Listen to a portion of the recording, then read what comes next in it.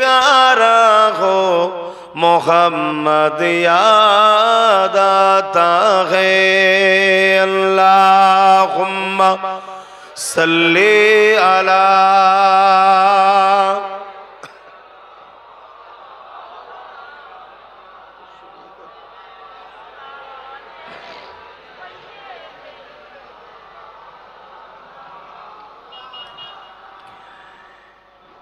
किसी का दिल दुखाओ ना सताओ खल्क़ बारी को। कारो दिले दुख दियो ना, यदि कारो दिले दुख दाओ मूলত तुमी दुख तोमार सृष्टिकर्ता रब्बुल आलामीन के दिच्छो। केन? सबटाई तार सृष्टि। ধরুন আপনি একটা আদর করে ভালোবেসে কিছু সৃষ্টি করলেন, তৈরি করলেন, আমি যদি সেটাকে নষ্ট করি, ভেঙে দিই, ক্ষতি করি, তাহলে বলুন আপনি কি আমার উপরে খুশি হবেন? তাহলে মনুষ্য জাতিকে সৃষ্টিকর্তা সব থেকে ভালোবেসে আদর করে তৈরি করেছে, সবটাই তার আদরের জিনিস, কিন্তু তার মধ্যে থেকে মনুষ্য জাতিকে সব থেকে প্রিয়ার করে বানিয়েছে। जमीन आसमान ए पहाड़ ए पर्वत सृष्टिकर्ता शुधु बोलेছে काफ नुन कुन हो जा, संगे संगे হয়ে গেছে। কিন্তু मनुष्य জাতিকে সৃষ্টিকর্তা তৈরি করেছে নিজের কুদরতি হাত লাগিয়ে। জোরে বলুন সুবহানাল্লাহ। বাকি কোনো জিনিসে তিনি কিন্তু হাত লাগাননি। সে মানুষ হতে পারে হিন্দু, হতে পারে খ্রিস্টান, হতে পারে আদিবাসী, হতে পারে দলিত, তার ধর্ম কি ভুল ঠিক জবাব আমি লিবার কেউ নয়, সৃষ্টিকর্তা নেবে। আমার ভুল ঠিকের জবাব কোনো মানুষ নেবে না, সৃষ্টিকর্তা নেবে। কিন্তু যে ধর্মেরই হোক প্রত্যেকটা মানুষকে বানিয়েছেন সৃষ্টিকর্তা যেখানে কুদরতি হাতটা লাগিয়েছেন। জোরে বলুন সুবহানাল্লাহ। কত ভালোবাসে। আজকে যদি আমরা সেই মনুষ্য জাতির মনে দুঃখ দিই, কষ্ট দিই, মূলত কষ্ট সৃষ্টিকর্তাকে দেয়া হবে। किसी का दिल दुखाओ ना सताओ खल्क़ बारी को। मेहरबानी का हर रास्ता मदीने को ही जाता है। मेहरबानी का हर रास्ता मदीने को ही जाता है। फलक पर चाँद जैसा है नबी का नाम ऐसा है। दिलों से गम मिटाता है मोहम्मद नाम ऐसा है। अल्लाहुम्मा सल्ली अला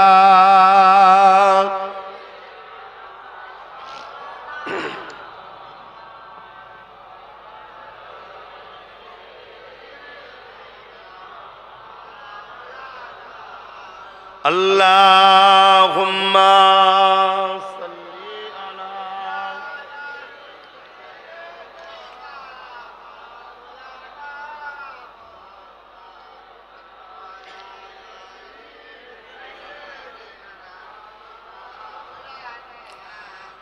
कलमे ला इलाहा इल्लल्लाह ला इलाहा ला इलाहा इल्लल्लाह मुहम्मदुर रसूलुल्लाह हस्बी रब्बी जल्लल्लाह मा फी क़ल्बी खैरुल्लाह नूर मुहम्मद सल्लल्लाह हक़ ला इलाहा इल्लल्लाह ला इलाहा ला इलाहा इल्लल्लाह मुहम्मदुर रसूलुल्लाह अल्लाहुम्मा सल्ली अला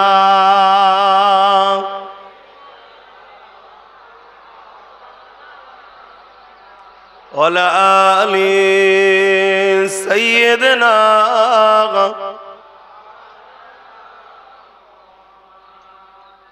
আলহামদুলিল্লাহ।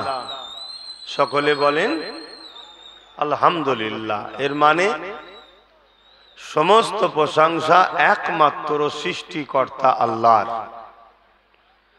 তিনিই প্রশংসার মূলত উপযুক্ত, তিনার জন্যই প্রশংসা, সবকিছুই তিনার। জমিন, আসমান, এ চাঁদ, এ সূর্য, এ কায়নাত, দুনিয়া ও আখিরাত যা কিছু আছে সবকিছুর কটা মালিক? সকলে বলুন, সৃষ্টিকর্তা মালিক একজন। লিল্লাহি মা ফিস সামাওয়াতি ওয়া মা ফিল আরদ। জমিন আসমানের সৃষ্টি মালিক একজন, যিনি হলেন আল্লাহ। তিনি সব কিছু তৈরি করেছে মানুষ ও জিন জাতির উপকারের জন্য। আবার এই যা মানুষ ও জিনের মধ্যে শ্রেষ্ঠ করেছেন মানুষকে, তিনি সব কিছু আমাদের খেদমতের জন্য। এ সূর্য আমাদের খেদমত করছে, চাঁদ আমাদের উপকারের জন্য, জমিন আমাদের জন্য, এ আসমান আমাদের জন্য, সব কিছু তিনি আমাদের জন্য তৈরি করেছেন। আর মানুষ জাতিকে তিনি সৃষ্টি করেছেন শুধুমাত্র একটি কাজ, ইল্লা লিয়াবুদুন। তুমি তোমার সৃষ্টিকর্তার হুকুম মানো, সৃষ্টিকর্তার দাসত্ব করো, সৃষ্টিকর্তাকে খুশি করো। তিনার দাসত্ব ছাড়া, তিনার উপাসনা ছাড়া, তিনার হুকুম ছাড়া, তিনাকে খুশি করা ছাড়া দ্বিতীয় তুমি কারোর জন্য ভেবো না। কেন? সব তোমার উপকারও করতে পারবে না, ক্ষতিও করতে পারবে না। সব কিছু তোমার জন্য, তোমার কর্মের পাওনা, কর্মের ফল আমি আল্লাহর পক্ষ থেকেই হবে। জোরে বলুন সুবহানাল্লাহ। তাহলে আমি যদি ভালো ফল পাই, ওটা আমার কর্ম। আমি যদি খারাপ ফল পাই, আমার খারাপ কর্মের ফল। কিছু বুঝাতে পারছি তো নাকি? হ্যাঁ। অতএব সৃষ্টিকর্তা আমাদেরকে বানিয়েছেন তাহলে একটা কারণ। আর এই যে রাস্তাটা, ইবাদতটা কি, দাসত্বটা কি, এটাকে আমাদেরকে শিখাবেন বলে যুগে যুগে যুগে যুগে দুটো করে জিনিস পাঠিয়েছে। প্রথম ভূমিকাটা একটু বুঝেলেন, ভূমিকা বোঝেন তো নাকি? প্রথমে একটু ভূমিকাটা বুঝেলেন, তারপরে আজকে আলোচনা দুটো বিষয়ে করব। একটা বিষয় হলো পুরো পৃথিবী জুড়ে নতুন করে ইসলামকে মিটিয়ে দিবার জন্য একদল অশুভ শক্তি সংগঠিত হয়েছে বা হচ্ছে, আর তারা মিটাতে পারবে কিনা, এটা প্রথমবারই সংগঠিত হয়েছে না এর আগেও হয়েছে কিনা, যদি হয়ে থাকে কেমন কি ঘটনা ঘটেছিল। আরেকটা বিষয় হলো আমাদের সমাজে একটা প্রবাদ বাক্য চলছে যে ইসলাম হলো ১৫০০ বছরের, এবং এই ইসলামটা তরোয়াল, কোরআন বা হাদিস, এক হাতে তরোয়াল এক হাতে কোরআন বা হাদিস দ্বারা পরিচালিত, মানে প্রচার প্রসার করা হয়েছে, এক কথায় জোর করে। এইটা কতটা সত্য না কতটা মূর্খমি, এই বিষয়ে একটু আলোচনা করব। কি গো, আপনাদের সহমত আছে তো নাকি? এটা জানা দরকার। হ্যাঁ, নামাজের আলোচনাও দরকার, রোজারও আলোচনা দরকার, কিন্তু নামাজের আলোচনা শোনার জন্য আর হুজুর ভাড়া করে আনার প্রয়োজন নেই। ওর জন্য আপনার মসজিদের ইমামই তো যথেষ্ট। কি ভুল বললাম নাকি? ওর জন্য তো আপনার গ্রামের ওই মাদ্রাসায় যদি কোনো ছেলে আলেম পাস করেছে, তাকে যদি বলেন বাবা একটু নামাজের বিষয় ট্রেনিং দিয়ে নামাজের একটু আলোচনা কর, ও খুব সুন্দর আলোচনা করে দেবে। ওর জন্যে আমাদের কানার প্রয়োজন আছে বলে আমার মনে হচ্ছে না। জানেন আমার কথা আপনারা সহমত হতে পারছেন কিনা? তবে না হতে পারলেও আমাদেরকে তো আপনাদেরকে বলতে হবে। তাহলে আমি যে কথা বলছিলাম, প্রথমে এটা বলে নিই যে আমাদের সৃষ্টিকর্তা মালিক একজন। তিনি এই জমিনকে মানুষের জন্য বিছানা করেছে, আসমানকে ছাদ করেছে, পৃথিবী নামক গ্রহটা মানুষের জন্য পরীক্ষার একটা হল করেছে, পরীক্ষা সেন্টার যেটা বলা হয়। কিসের পরীক্ষা?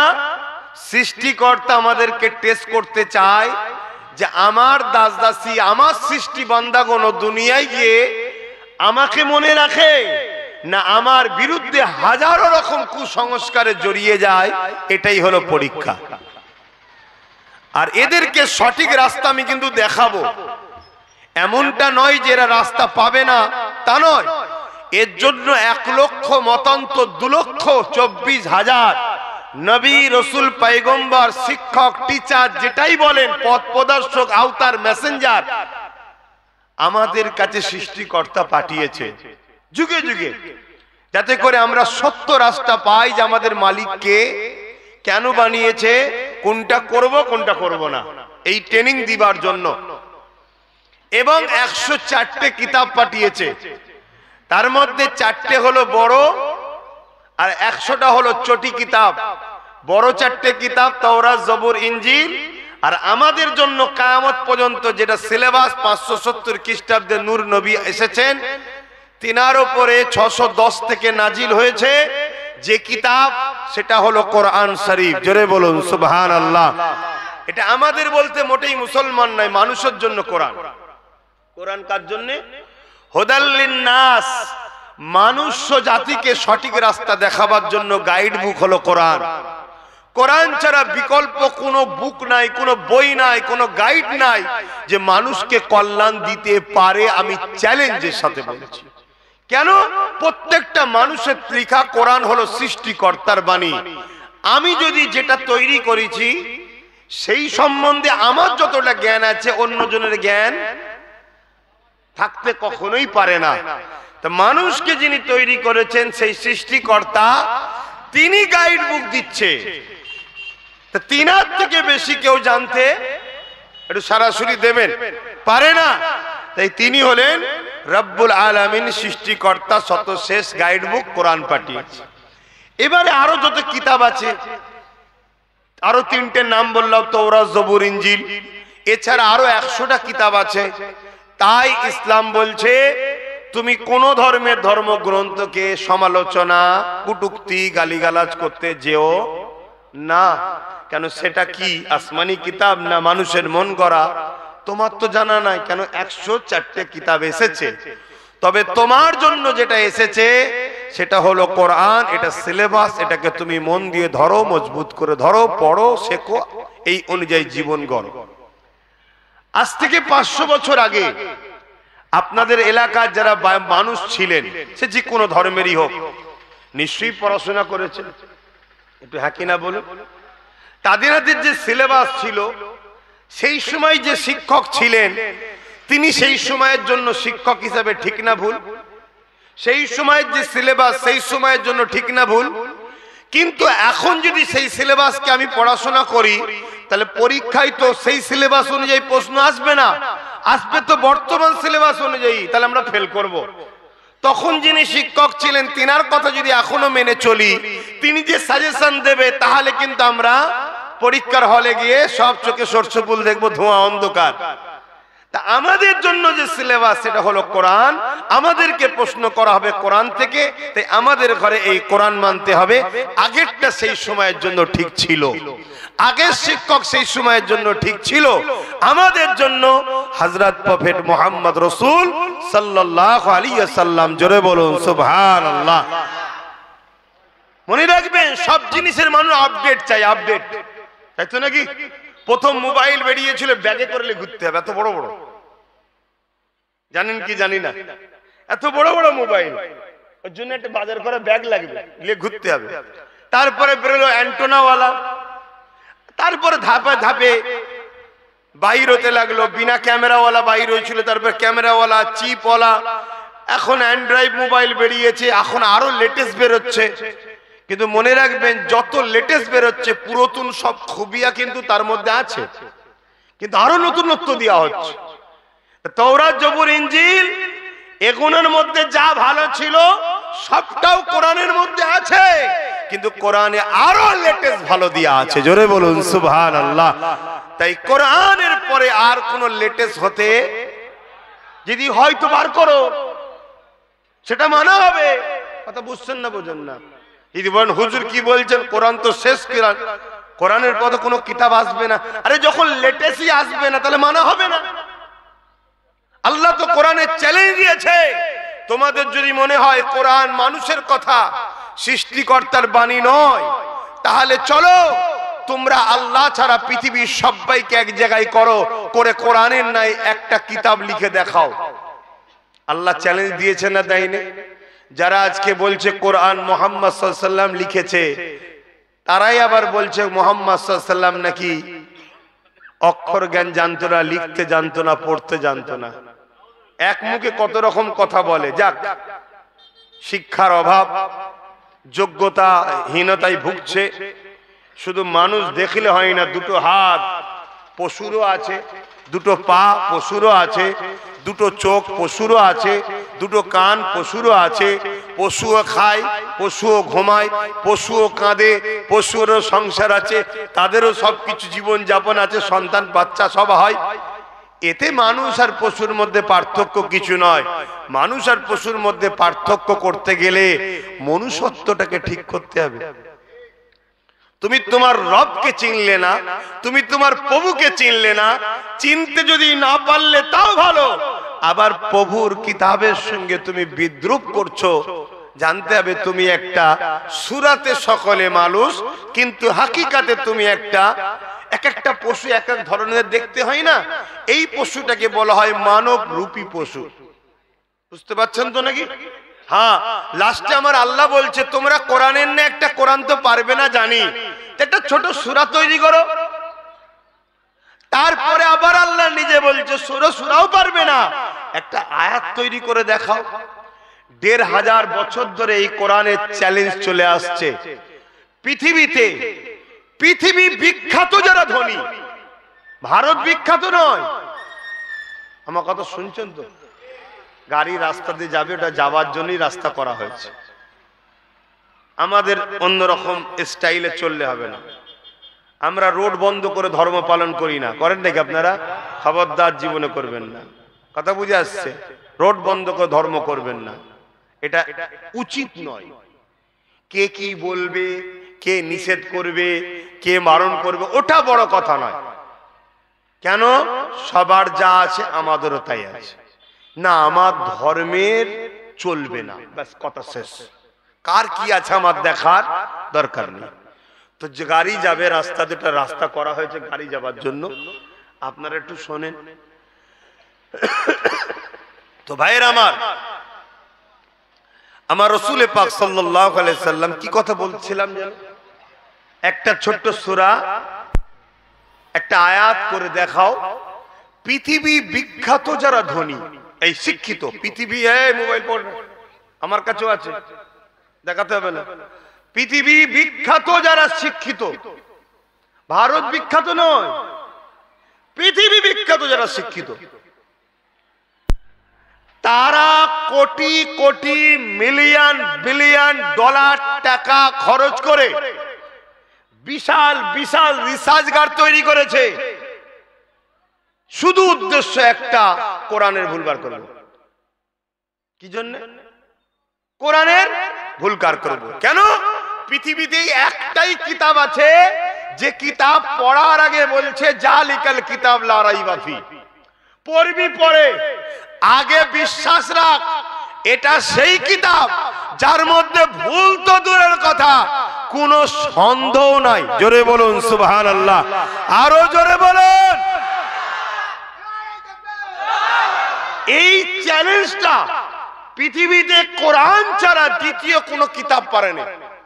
আমি অনেক কিতাব লিখেছি, উলামারা অনেক কিতাব লেখে, দাদা হুজুর তিনার খলিফারা প্রচুর কিতাব লিখেছে না লেখেনে?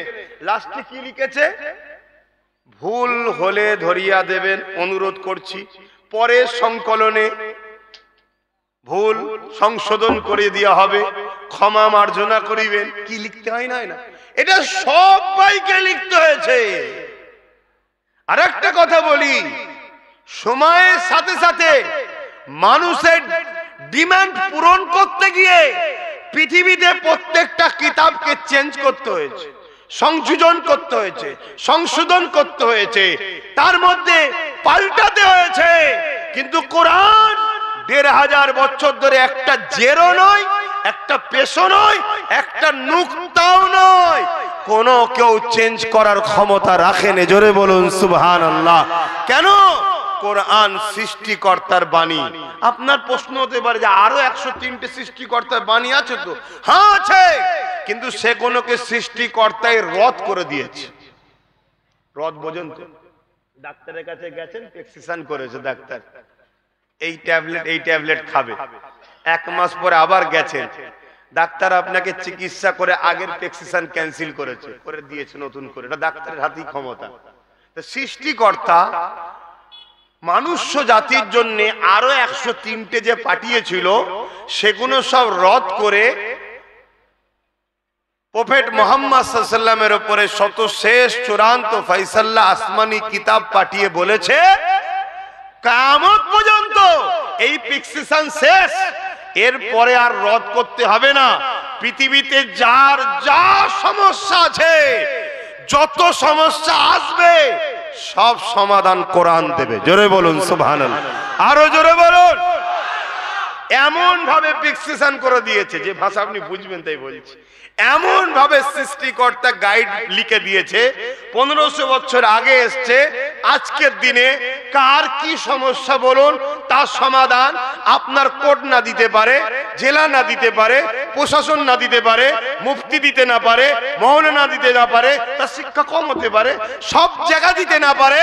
কোরআনের কাছে চলো, জ্ঞানীদেরকে রিসার্চ করো। কোরআন বলছে আসো, সবাই দরজা বন্ধ করে দিতে পারে, আমি কোরআন দরজা খুলে ওয়েলকাম জানাচ্ছি।